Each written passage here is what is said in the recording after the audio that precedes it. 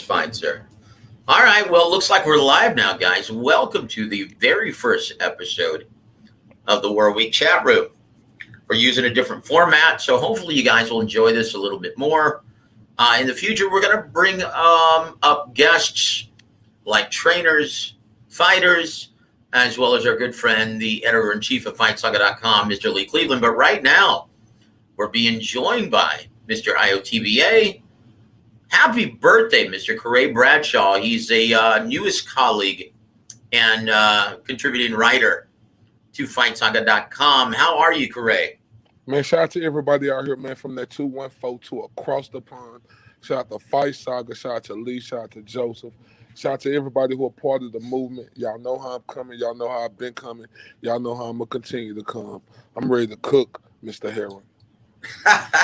Very good, brother. Happy birthday, man. Hope you have a good one, brother. Thanks, big dog. Many pleasant returns too, brother, because coming from an old codger, dude, I would give away my house to be your age again, man. Chinga. But I tell you what, the first item on the syllabus is going to be, and if you guys are looking at the ticker, it's called "Why All the Mass Hatred for the Current WBO Welterweight Champion, Mr. Terence Bud Crawford." This is something that you've been scratching your head about for quite a while, haven't you, Karray? Yeah, man, it's just real upsetting. Like the respect that this guy Terence Crawford don't get. This shocks me, and I'm just glad we're gonna be able to just really go in real tough on this today. Okay, well, to understand Terence Bud Crawford, right, and this is a guy who's been fighting for respect since he was in the amateurs, right?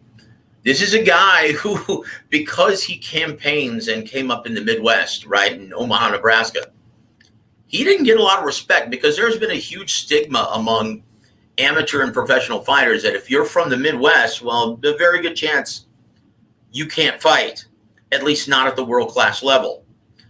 But Terence Crawford is the exception to the rule. And even in the amateurs, no major platform or promoter wanted to sign him. The only reason why he was signed by Top Rank is because of the high praise and recommendation from one Timothy Bradley. Timothy Bradley sparred him several times in the amateurs and on his way up. And Tim was like, you know what? Cameron Duncan, his manager, said, you know what? You need to sign this guy. This guy is too good to be sitting on the shelf without a major management deal or a major promotional deal.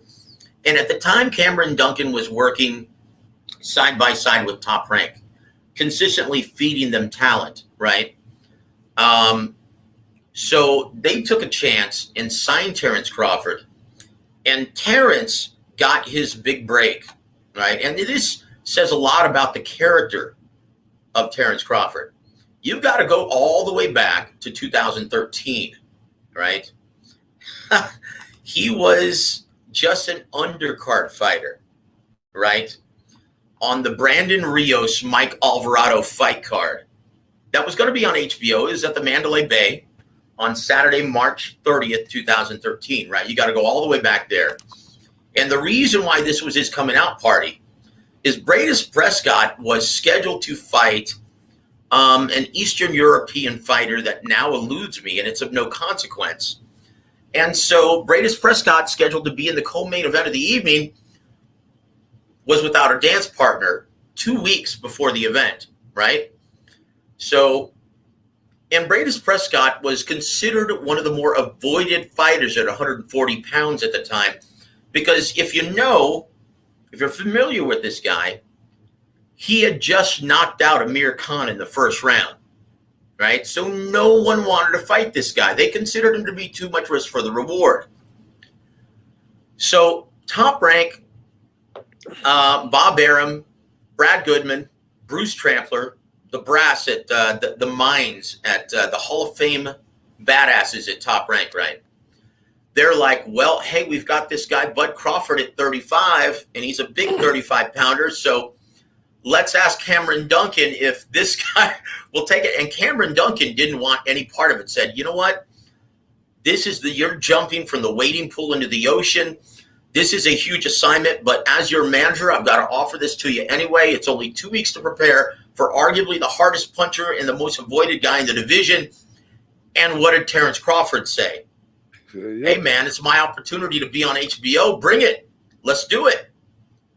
And so the rest is history. What happened?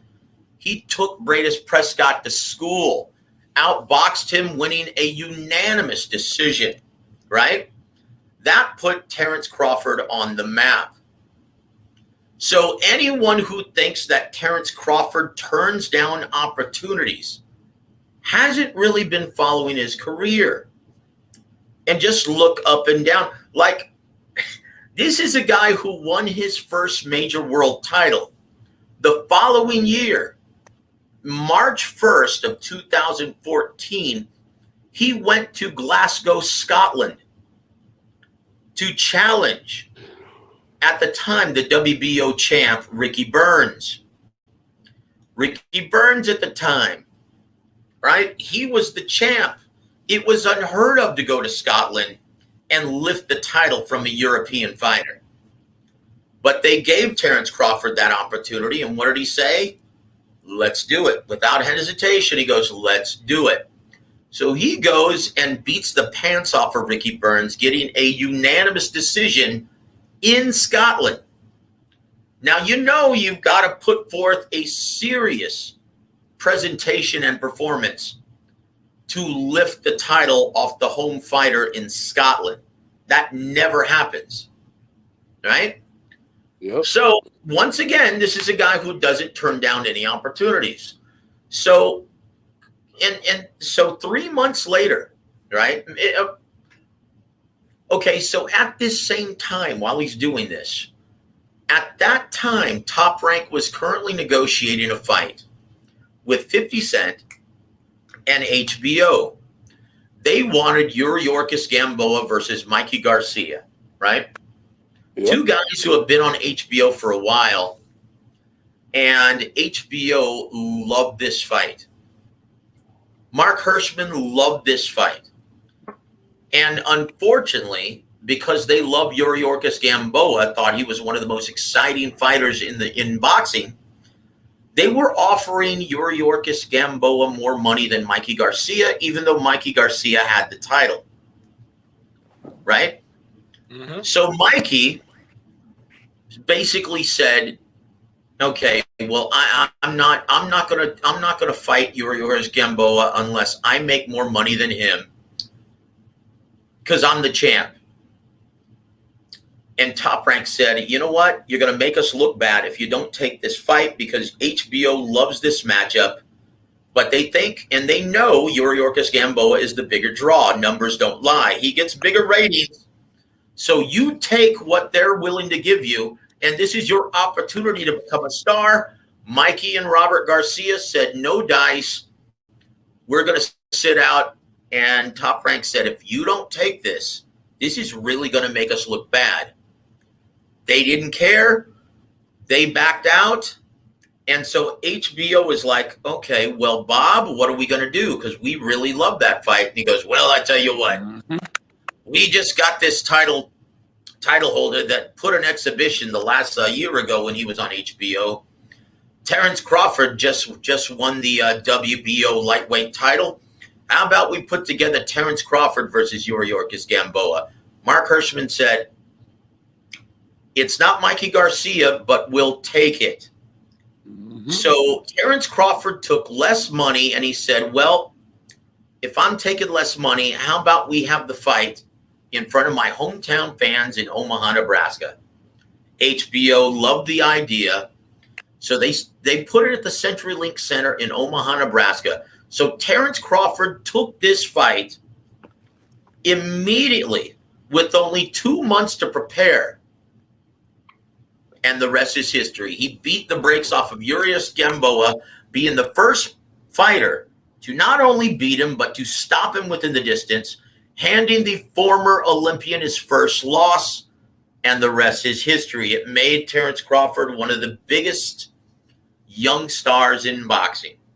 Now, keep in mind, this is a fighter that does not avoid anybody and does not turn down opportunities.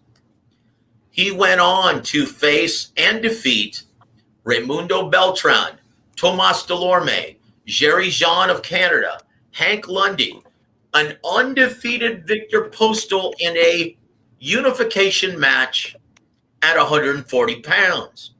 John Molina Jr., former Olympic gold medalist Felix Diaz, former undefeated world champion Julius Sindongo, formerly undefeated welterweight champion who is just coming off of a big win against Manny Pacquiao, Jeff Horn, former undefeated light welterweight titleist Jose Benavidez Jr., former two-division world champion Amir Khan, formerly undefeated former Olympian Igas Kovalevskis, and former IBF welterweight champion Kell Brook.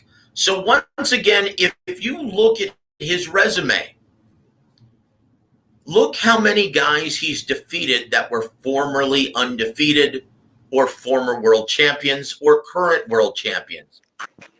How can anyone hate on this guy? Why? Because he's not fighting one of the old welterweight names on PBC's roster? And once again, Karray, how is that his fault? How is that his fault? Okay, it looks like we lost Karray. So, looks like we're going to hopefully try to get him back.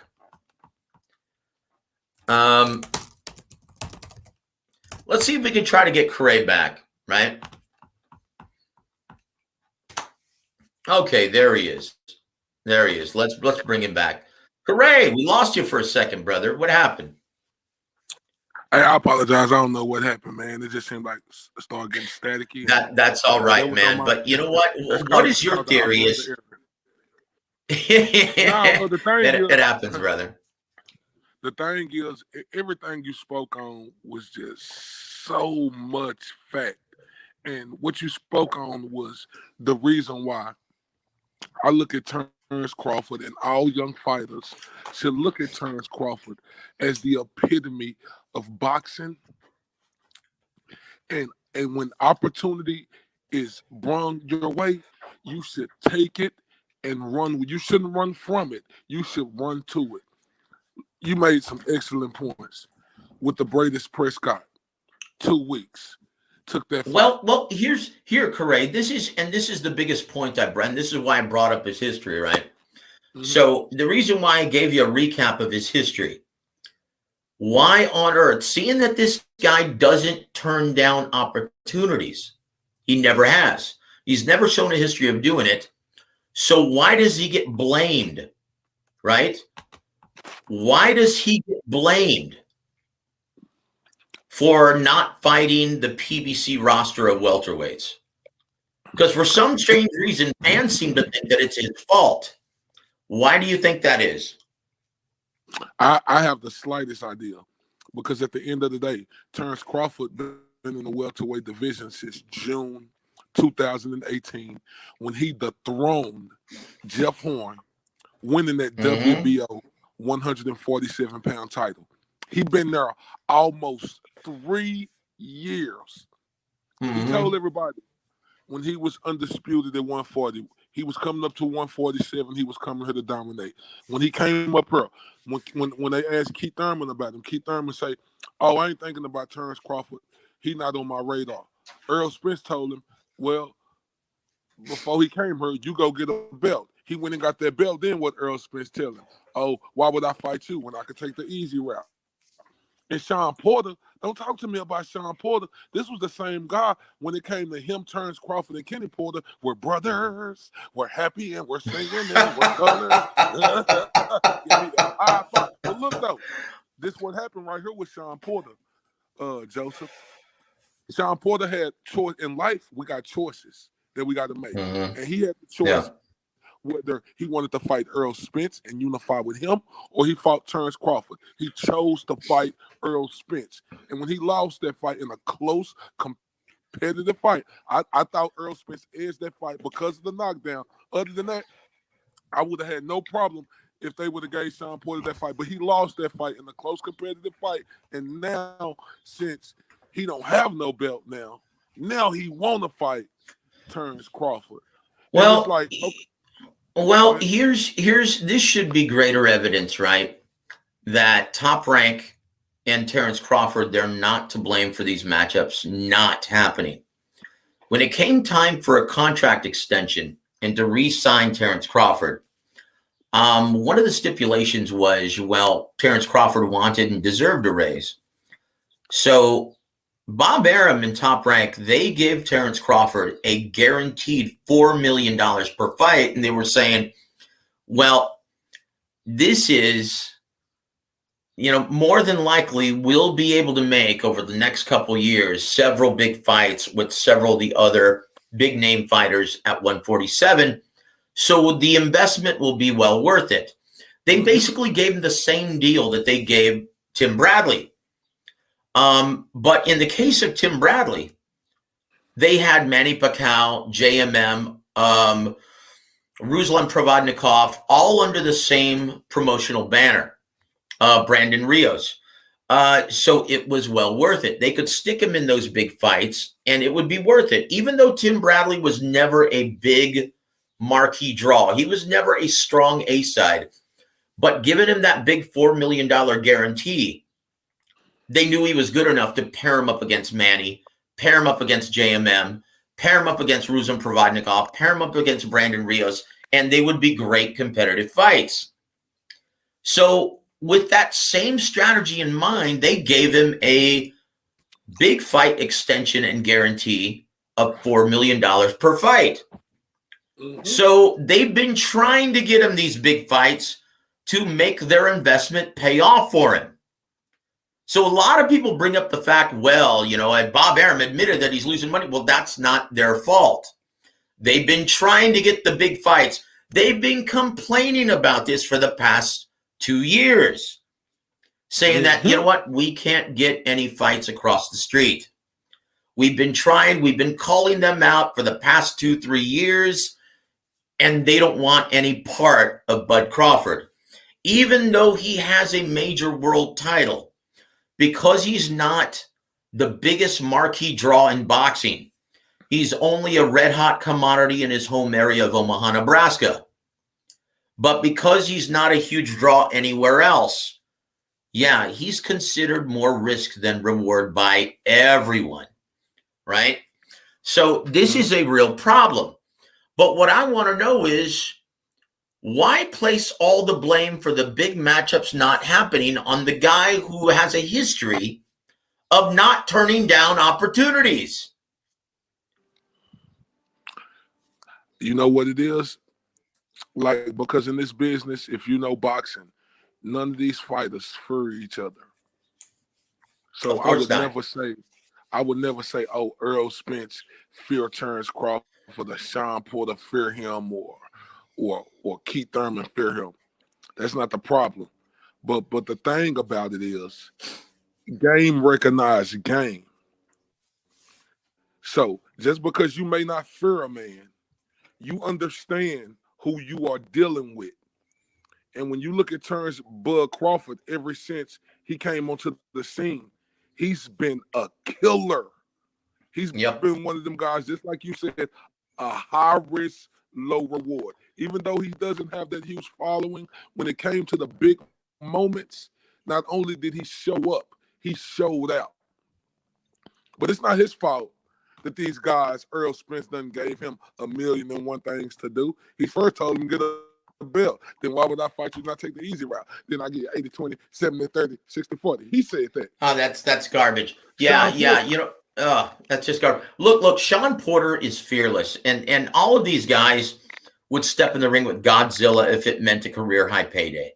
Like all of these guys, they're in boxing because they're tough, they're durable, and they fear no man in the ring. Let's just get that out of the way. And you already stated that. In my opinion, it just goes against the roadmap that advisor Al Heyman has planned out for all of his fighters. And if you notice, this ruined everything for any kind of interpromotional effort for PBC. Keep in mind, when Bob Arum and Al Heyman were negotiating Tyson Fury versus Deontay Wilder 2 and 3, they were also talking about potentially putting together a similar deal between Spence and Crawford. And Al Heyman was all for it. They said, well, let's just get by this. We'll see how it goes. Well, obviously, we've seen what happened, right? Now, Al Heyman lost one of his biggest earners, arguably his top earner, in Deontay Wilder. He lost everything. Deontay Wilder, since getting beaten up and knocked out February 24th, 2020, hasn't entered the ring, hasn't fought since. Okay, well, Al Heyman, after that happened, did not enter any kind of negotiation with Bob Arum on behalf of Errol Spence for a Terence Crawford fight because he does not want to risk that same thing happening to Errol Spence Jr. That's his biggest draw right now for PBC. Okay, and if he loses, so basically what you're saying, similar, yep, it's Al Heyman. Al Heyman says, you know what, we don't need that. So basically right what now. You're saying, Joseph, is he's not taking no more risks because he's seen what happened to Deontay Wilder. Yep, at the same that's exactly right. Then PBC it's no coincidence. That's right. It's no coincidence. And the only people who are completely oblivious to the facts of this are Spence and his nut-riding fans. That's it. And I question whether or not they're actually real fans of boxing, because real fans of the sport want to see the best fighters compete against the best. Who cares about the outcome? We just want to see it.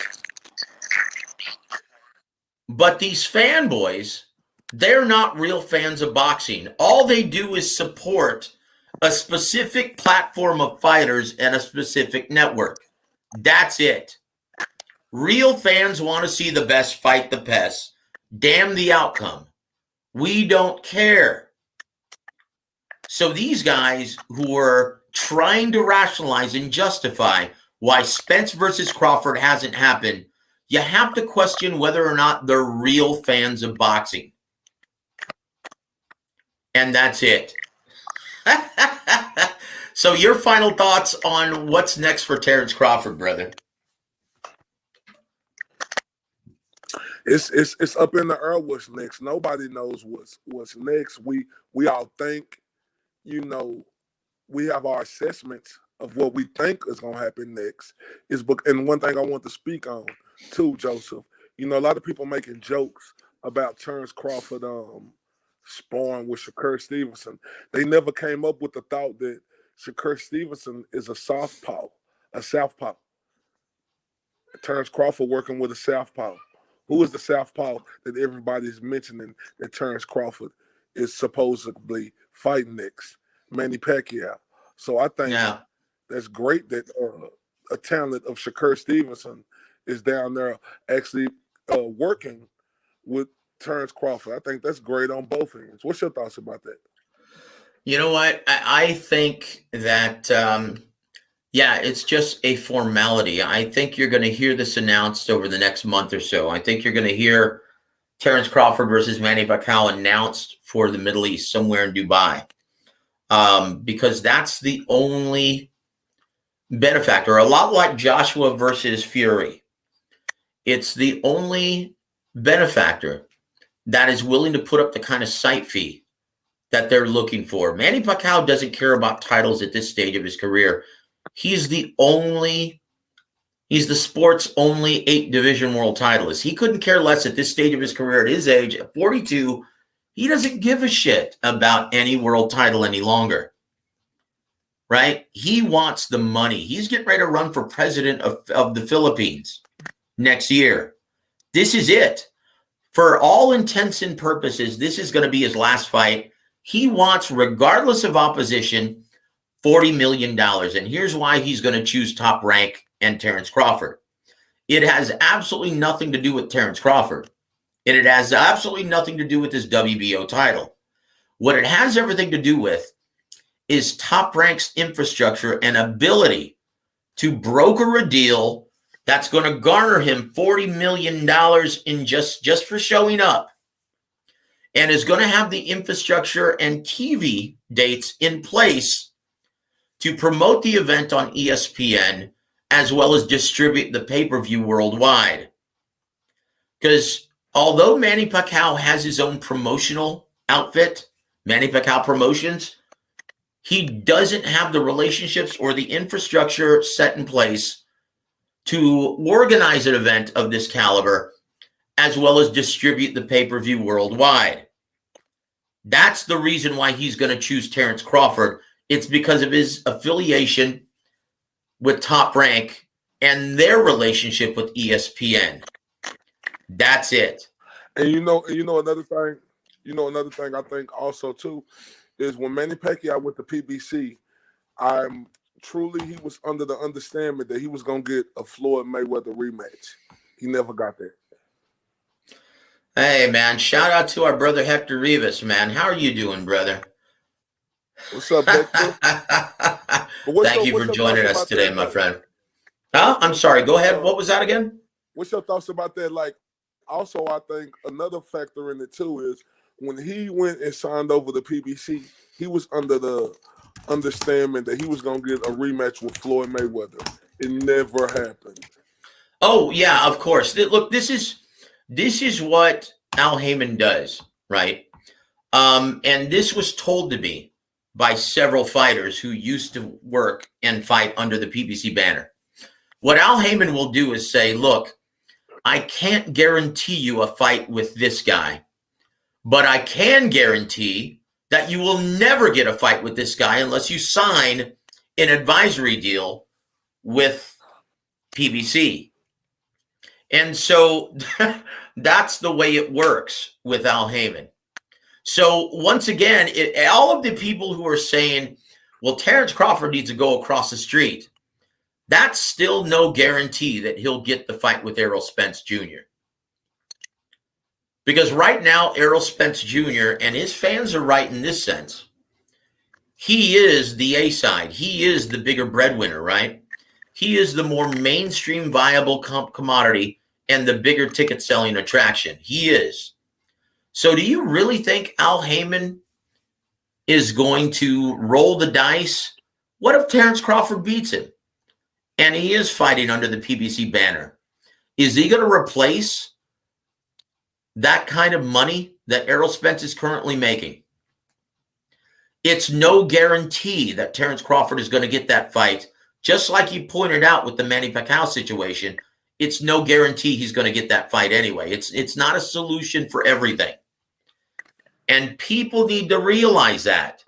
Okay, Heyman has his own agenda and his own plan for every single one of his fighters. Look at Gervonta Davis. He's fighting Mario Barrios. Who the hell asked for that fight?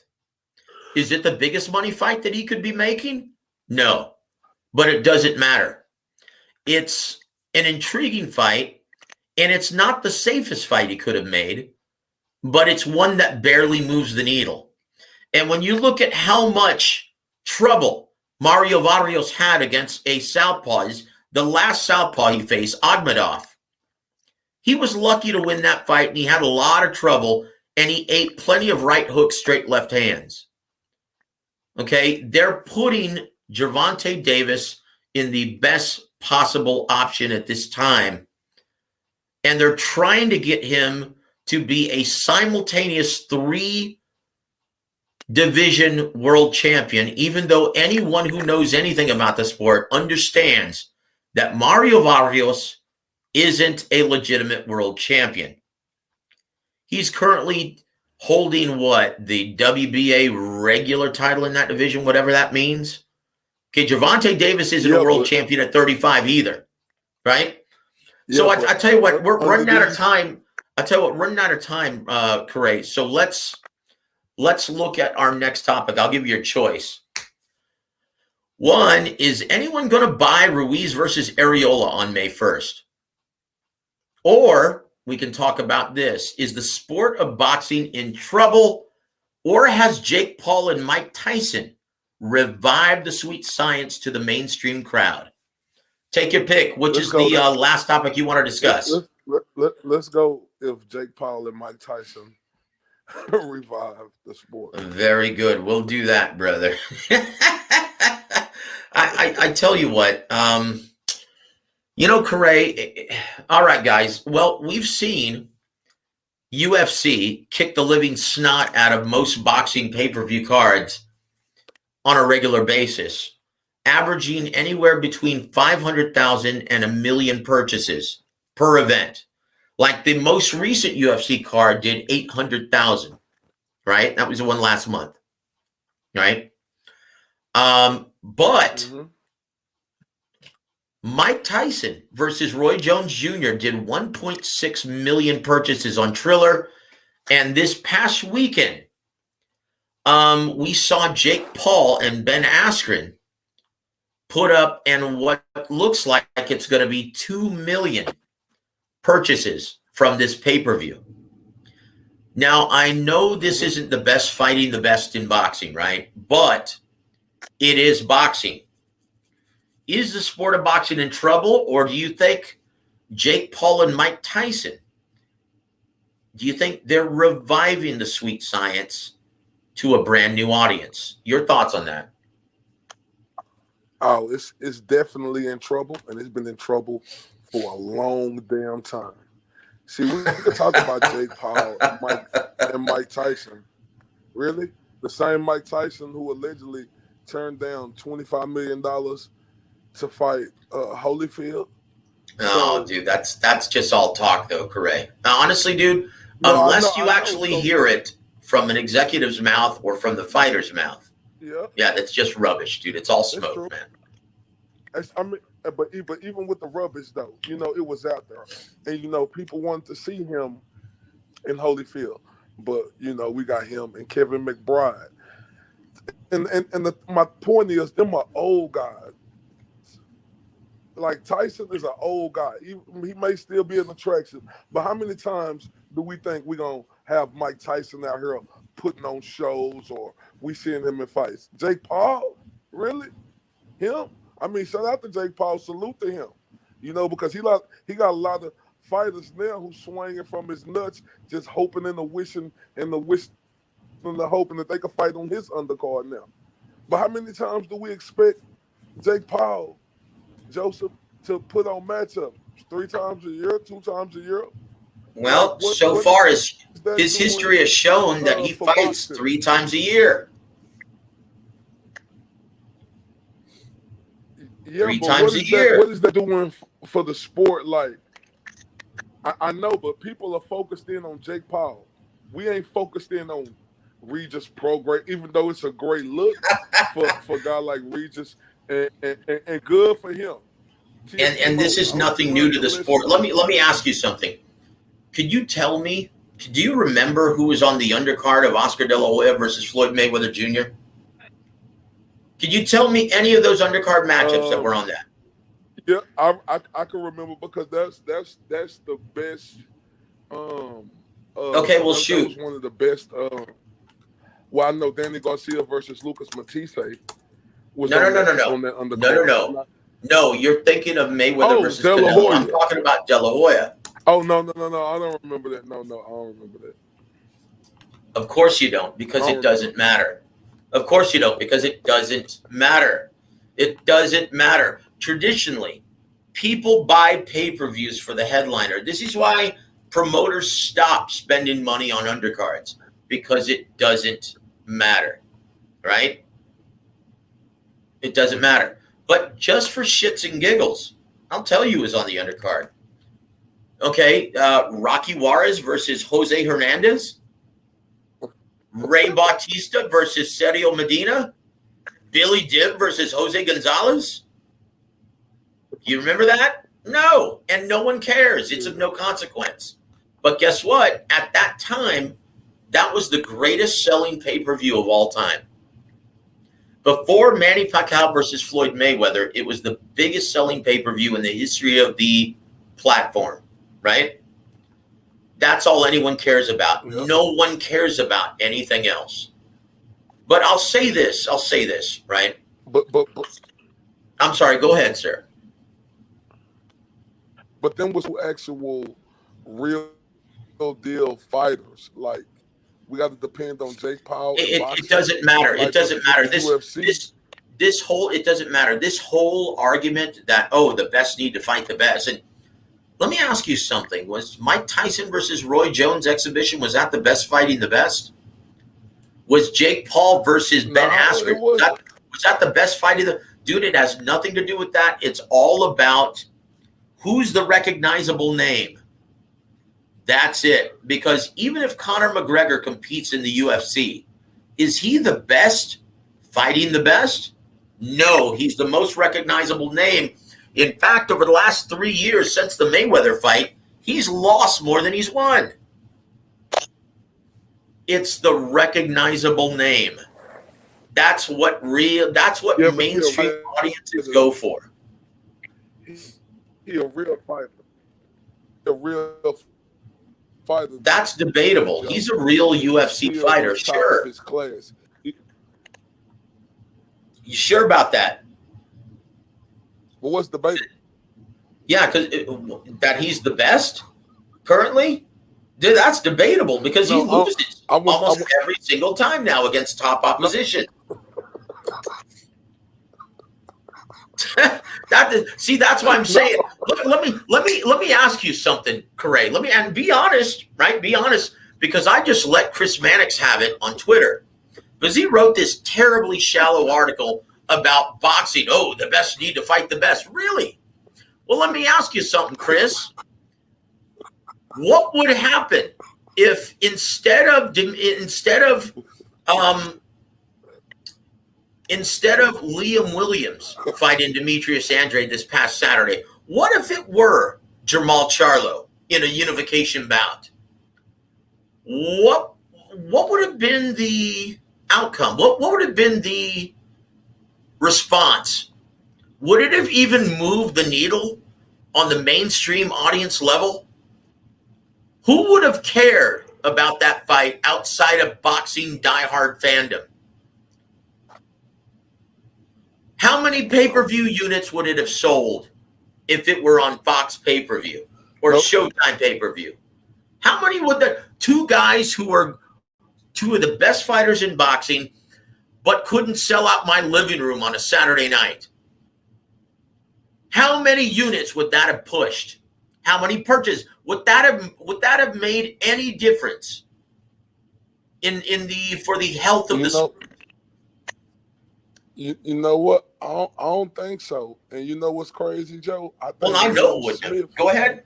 I think Liam Smith versus Liam Williams, Demetrius Andrade. Yeah, I mean Liam Williams versus Demetrius. Hold on. Save your thought. Save your thought right there, because I'm going to correct you real quick. Now, it's funny. When I first met Demetrius and his father almost 10 years ago, right? I said Andrade because, I only knew Librado Andrade at the time. And I called him Demetrius Andrade, and guess what? He goes, no. Brother, if you're gonna say my name in an interview, and this was on video, right? He goes, if you're gonna say my name on an interview, you better say it right. It's Andrade. So I'm sorry, as you were, brother. Okay. Yeah, Demetrius Andrade. I think him and Liam Williams viewership, because Liam Williams is from across the pond, he's a real popular fighter over there. I think the viewership would have still been higher than a Jermall Charlo versus a Demetrius Andrade. Well, and here's why. And here's the real problem with boxing. It's not the best fighting the best, guys. It's the fact that no boxing diehard fans any longer purchase any of these events. They're streaming everything illegally. Let me tell you something, brother. DAZN, how much is DAZN? $10 a month? $20 if you don't want to pay for it annually? Yeah. No. It's only $10 if you want to pay for it annually. It's $100 a year, or yeah, it's like 8 something. It comes out to almost like less than $9 a month. But that's the boxer's fault, though, Joseph. Of why? Here, listen to what I'm saying, though. Listen to what I'm saying. Listen to what I'm saying right here. Do you know their subscriber base worldwide is over 8 million subscribers now? Do you know how many their subscribers are in America? Only 10% of that number.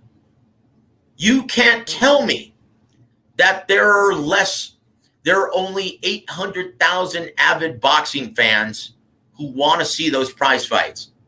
You can't tell me that only 800,000 subscribers tune in America to see Canelo fight. That means that boxing diehards are no longer purchasing these events and illegally stream them. So, best fight the best, guess what? Boxing diehards will still rationalize they'll justify why they're going to illegally stream it rather than pay for it. And do you know why? Do you know why they choose to illegally stream this? Because for decades, they've been expected to purchase pay-per-views for every major event. Now, think about if this were any other sport, right? Yep. Think about what would happen to the NFL if they made you pay to see every single playoff game, including the Super Bowl. What would happen to that sport? It'll die. Yep. That's what's happened. So do you think it's helping the sport paying these prima donna overpaid sissies, these bitches, paying them millions of dollars for matchups that we didn't ask for, like Gervonta Davis versus Mario Barrios, and putting it on pay-per-view? Is that helping the sport at all? Not one bit. That's the real problem with boxing. Now, May 1st, we've got another one. Andy Ruiz Jr. We're going to shift gears here. That's the real problem, brother, because there's nothing wrong with the allure of boxing, right? People still love boxing. Look how popular the Creed movies have been. Look how popular the Rocky movies are. Look how many movies are written about the sport of boxing. People want to love boxing. Obviously, look at the popularity of this Jake Paul event. It wasn't an MMA event. It was boxing. People want to love boxing. But unfortunately, when you stick these matchups and ask the fans to foot the bill, they're going to justify saying, you know what? For decades, you've been sodomizing us with these costs. So guess what? Now that we have the ability to watch these events without costing us a dime, we're going to do it. So it's basically the fans, the diehard fans of boxing, giving the powers that be, every single promoter and fighter, the big F you and the one gun salute saying, F you, I'm not going to pay another dime to see my favorite sports entertainment. Deal with it. That's the real problem with boxing. It has nothing to do with the best fighting the best. Hey, Joseph, but what do you think about the pundits who try to justify this card and say, oh, it's just $50 and you got these matchups on here? What are your thoughts? What are your thoughts on them? Let me ask you something, Karray. What's your favorite burger, brother? What's your favorite steak? Ribeye. A ribeye. At what place? At I just went there. Well, let's just say Ruth's Chris, right? Rodeo, something like that. Okay, very good. Would it make you feel better if you went to that place and they said, hey, you know what? We've got this deal right now where we're going to charge you only 50% for a day-old steak. Would you feel better about paying 50% for a day-old steak? No. Not at exactly. So why should any fan feel good about paying for this fight when it's $50? Oh, but it's a cheaper price. So what? It's a cheap fight. There's no But they say reason this, why this fight should be on pay-per-view. but this, but Joseph, you have pundits out there. I don't even know who the undercard is. I forgot, but they say it's a great undercard, and it's worth $50. And they say Chris Arreola versus Ruiz is going to be an action-packed fight. They You know say what? it's definitely worth it. I'm not going to lie. I'm not going to lie. I like every matchup on this card, on the pay-per-view version of this fight card, on the pay-per-view portion. I like every matchup, and they're going to be barn burners. That's going to be lots of action. But there's no reason why this should be on pay-per-view.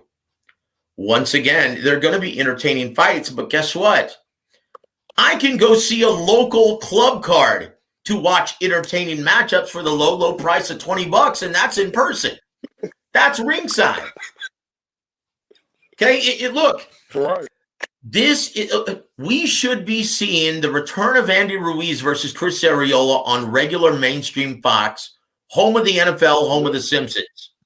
And I'll tell you the real reason why we're getting this on pay-per-view is because Andy Ruiz is coming off of, now think about how much he made in his last fight. He made $12 million just to show up in the Middle East and lose his titles to Anthony Joshua.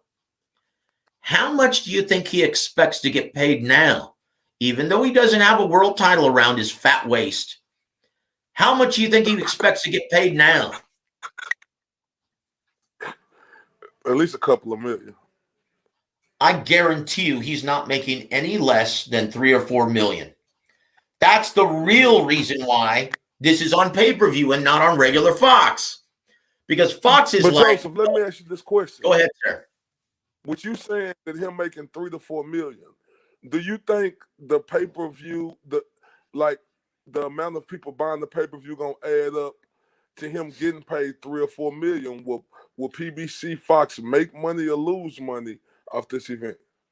Look, people don't realize that all of this is budgeted by Al Heyman. Fox just gives him $60 million per year and says, go ahead, put on X amount of events on pay-per-view, put on X amount of events on regular Fox, put on X amount of events on FS1. You've got $60 million to work with. Have at it. So Al Heyman, he's got all of these stable of fighters that have grown accustomed since the dawning of PBC, where he was overpaying fighters because of the Waddell and Reed pension fund, right? Investment fund. He was overpaying these guys an absurd amount of money per fight. Now these guys are used to it. What do you think they would say if you asked them to take a massive pay cut? They would say, you're out of your mind, brother. Right? So he's like, well, shit, what do I have to do now? Because I've got all these guys who have grown accustomed to making millions of dollars for soft touches. I've got no choice. I've got no choice now to put this on the pay-per-view platform to try and replenish some of the money that I'm going to be spending, because I only have $60 million per year to try and fund all of these fights. Al Heyman is in a real pickle. That's why you have yet to see a big Fox schedule be announced. That's why you haven't seen Errol Spence Jr.'s fight announced with Ugas. That's why you haven't seen any of his stable. Like, this is why he's in a real pickle with Deontay Wilder as well. Go ahead, sir. I'm glad you said that about Errol Spence and Ugas, because I know we don't go off speculation. But speculation is, with Errol Spence fighting all his fights, his last couple of fights on pay-per-view, this will be a pay-per-view fight. So are you telling me Fox pay-per-view is finna give us Andy Ruiz versus Chris Arreola, then Errol Spence versus Yorganis Ugas? Yeah, of course. And look, you can't support it financially just based on the $60 million budget per year. Think about this. This is in comparison, right? This is what Al Heyman has to work with, and this is kind of the corner he's painted himself in. And then once again, this is no one else's fault but his, right? This is a product of overpaying your entire roster for years and years and years, for the past 5-6 years, since PBC was started up, right? So Errol Spence Jr. expects to get paid now anywhere between $3 million and $7 million per fight. It's impossible. Think about how much that cuts into your $60 million allotment from Fox. So he has no choice. He's got to put this on pay-per-view, try to get a big live gate, and try to get as much money as he possibly can on pay-per-view to try and recoup this money. That's the corner he's painted himself into. And so that's why every decent matchup on PBC is going to be on the pay-per-view platform. That's why. So does that mean with Errol Spence, all his fights going to be in Cowboy Stadium? Well, of course, dude. Look, do you really think PBC is going to be able to sell those kind of tickets without the Dallas Cowboy marketing team and Jerry Jones peddling tickets to his entire mailing list of season ticket holders? Look at the job he just did for Matchroom Sport and Canelo. They're on the verge of selling almost 70,000 tickets. The fight's in 2 weeks. They've already sold like 64, 65,000.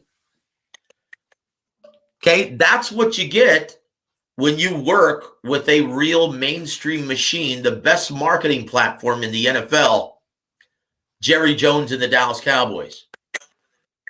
Right? How much do you think they'd be able to sell if they put Errol Spence Jr. versus Jordanius Ugas in the American Airlines Center? I don't even know if they'd sell that out, to be honest with you. I don't know. You think they're going to be able to put Ugas versus Spence in Cowboy Stadium? Oh, yeah, and they'll easily sell between 35,000 and 40,000 tickets because they're working with the best marketing team in the NFL. Now, going back to my point on how little money Fox is giving PBC, how much is Fox giving the NFL for all the games, plus the playoffs, plus this year's Super Bowl? How much are they giving? How much are they paying for their NFL entertainment? No, it's more than that. It was like $12 billion. No, not that much. $2.2 billion. So why are they only paying $60 million for their boxing entertainment? That's the real problem. And you know why? Because these bitches, these boxing diehards who consistently complain, aren't paying for any of these events. They're not tuning in. They're not paying. I mean, they're tuning in, but they're doing it illegally. They're streaming all this stuff. Right? Think about this. And they're doing the same thing to Showtime. They're doing the same thing to DAZN, right? You can't tell me that only 800,000 people watched Canelo versus whomever, Callum Smith last year. You can't tell me that. They got millions of viewers, but guess what? The majority of them were streaming illegally. Just to put things in perspective, do you know how many purchases Tyson Fury versus Deontay Wilder 2, how many legal purchases they got? Now, keep in mind, this was one of the biggest fights in boxing, the first and second best heavyweight battling. And this was a co-promotion on the two biggest platforms of sports in America, ESPN and Fox, both promoting this event. Do you know how many people purchased it only? It tallied between, it was like 750,000, between 750,000 and 800,000. Do you know how many people streamed it illegally worldwide? Over 15 million, brother. Over 15 million people saw it and streamed it illegally. That's the real problem with boxing. Until they figure out how to monetize and account for all of these people streaming it illegally, it's going to continue to be a serious problem for the sport. That's the problem, because all of these boxing diehards, they're not like mainstream fans, right? I'm sorry. Go ahead, sir. Joseph, can they? I said, can they fix it? Can they fix it? And if they can, what is the solution? Okay, here's the solution. You've got to look at, because boxing is run almost identically like the music industry. Music industry has already figured out how to monetize, because they said, well, we can't have people just illegally streaming it on Napster. So we're going to offer people, pay a small amount of money, $10 per month, to stream as much music as you want. Or if you don't want to pay that amount, you can still listen to it for free, but we're going to throw in commercials and we're going to get advertisement for it. That's exactly what boxing has to do. Give people the option where they can get better quality, stream it for free. If they don't want to pay for it, boy, they're going to have a ton of commercials in between fights. They have to look at the business model of the music industry. That's the only way they're going to solve that problem.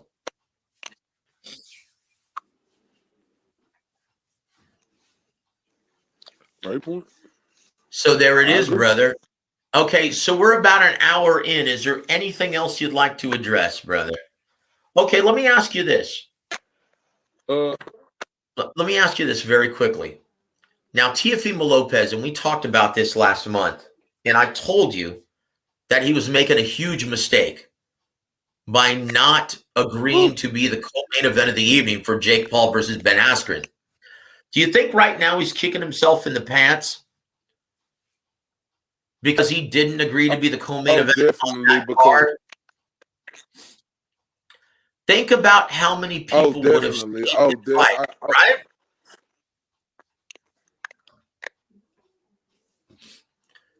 Is there anything else you'd like to talk about? Because to be honest with you, Teofimo Lopez, how many units do you think he sells on the next Triller event on June 5th?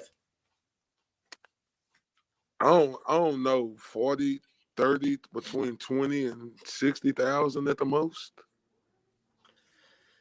I'm guessing more than that. Between 20 and 60,000. Depending on the musical guests, and because he's got Holyfield versus McBride in the co-main event, I think he's going to probably do between 250 and 300,000 purchases. But as expensive as that purse was, right, over $6 million just for that fight, it's not going to be good for the sport of boxing. Triller's going to go, well, we're making a lot more money, because Jake Paul, in comparison, only received a guarantee of $680,000 with all of the incentive on the back end. They're going to be like, why on earth are you guys charging so much money when you don't draw nearly as much? It's going to be a big, big problem for boxing. And the reason why I don't think it's going to... Go ahead, sir. But the reason why I don't think it's going to do that much, Joseph, and you may be right, but the reason why I think it may do less is because of T.O.'s attitude, the way he done turned. You know, dude, you just made it on top, and you turned into this monster like this already. This is what you're showing the diehard fan and the casual fans. This is the arrogant guy that we're going to have to deal with, and you just got here.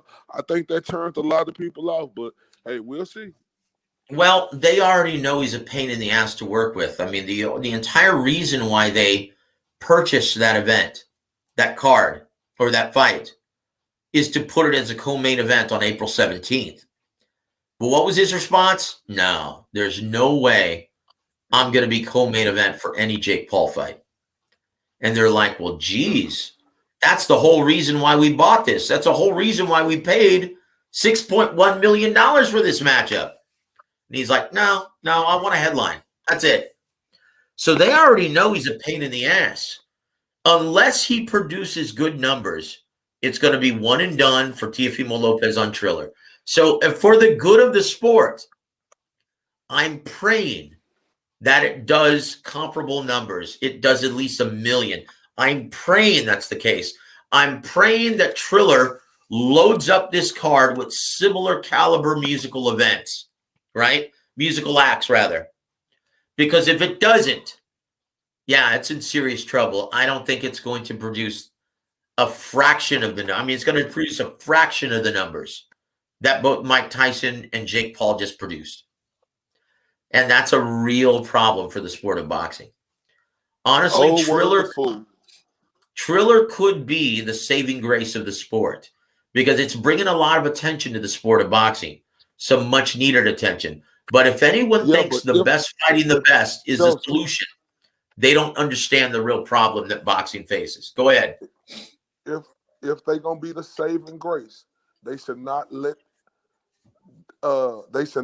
this mistake with these fighters no more, like Teofimo, who think they bigger than what they is, and not fight on a card like a Jake Paul card.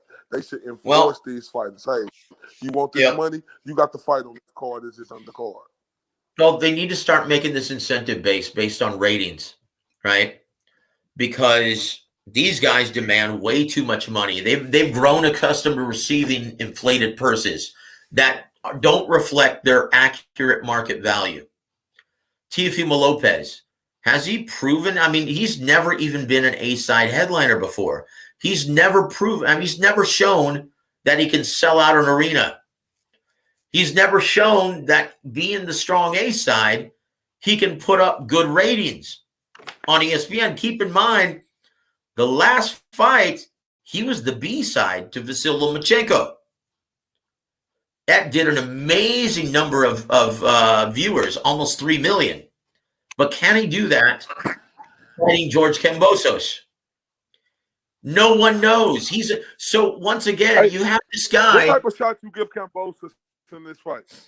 Okay, well, this is another thing. Look, because of Kambosos' mentality, he's a very physically and mentally durable fighter.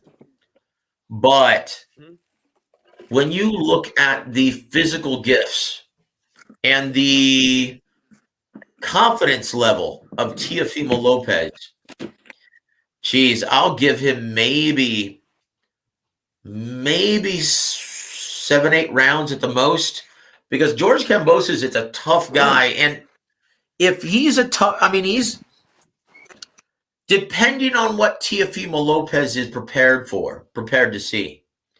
This could prove to be a very troublesome style matchup because George Kambosos understands, because Teofimo Lopez, because of his physical advantages, his advantages in speed, reflexes, power, he knows his only chance to win is to cut off that reaction time, close the distance, cut off the ring, fight him in a phone booth like Ricky Hatton did Kostya Tszyu. If he fights him like that, he's got a chance. But in my opinion, he doesn't have the physical tools to do that all night. He may start out doing that. His best chance to win is to make it an ugly, grueling fight, just like Ricky Hatton did against Kostya Tszyu. That's his only chance to win. Can he do it? Maybe. I really like his mental toughness. I really like his confidence. And he truly believes that he can't lose in this fight. But he's never been in the ring with anyone who has the physical gifts of Teofimo Lopez. Teofimo Lopez is a physical specimen. He's a phenom. There aren't very many fighters who can do what he can do in the ring. Speed, reflexes, power, agility, everything. Think about what he does after his fights. He does a backflip in the center of the ring. This guy is a phenom. So I'll say this. If Teofimo blows through this guy like he says within 3 rounds, I'm saying this right now, with his charisma, with his mindset, with his physical gifts, he stands to be, if he just listens to Top Rank, he stands to be the next Floyd Mayweather Jr. of boxing. Whew, I mean, I agree with you. And you know, I don't want to. I'm gonna leave it at that. But I just look forward. You know what's make me sad about this sport. And I know we want to get off here. You know, we have an excellent, undisputed matchup coming up at the end of May. with Josh Taylor versus Jose Ramirez, and it's getting no publicity at all. Like, no one's talking about this fight, Joseph. No one. Yeah, and I well, look forward to us talking and breaking down this within the next couple of days. Well, don't worry, okay? The guys at Top Rank and ESPN, they know what they're doing. Watch, as soon as Canelo is finished with his fight, right, on May 8th, that's all you're going to see and that's all you're going to hear is Josh Taylor. You know why I say what makes me sad about it? Because when I look at this fight stylistically, I look at this as the best matchup that could be made in boxing. If we look at it's got Fight of the Year written all over it. Two undefeated. This is the best fight. Two undefeated unified champions at 140 pounds, and they're going to fight. This is unheard of. This is a mythical type matchup, man. This is what boxing needs. But, and best of all, it's not on pay-per-view. Best of all, it's not on pay-per-view. So trust me when I tell you, after Canelo's finished with his campaign on May 8th, this is all you're going to hear about and all you're going to see, right? Everyone said Mayweather versus Cotto was going to be a bust because you really hadn't heard any kind of promotion. And I know because I covered this fight. But for some reason, the week of the fight, it blew up and became a huge success on pay-per-view, as well as the live gate. And that's what you're going to see here. Top Rank knows what they're doing, guys. And Joseph, I'm glad that you said Top Rank. I'm glad that you definitely mentioned this to our audience here on Warwick Radio about how this fight, this undisputed matchup, is on free TV on ESPN. Don't nobody do it like Top Rank. I'm sorry. Well, yeah. You know what? But absolutely, nobody does it like Top Rank. Absolutely. And look, Aram understands that boxing right now is trying to rebuild their relationship with a more mainstream and casual audience.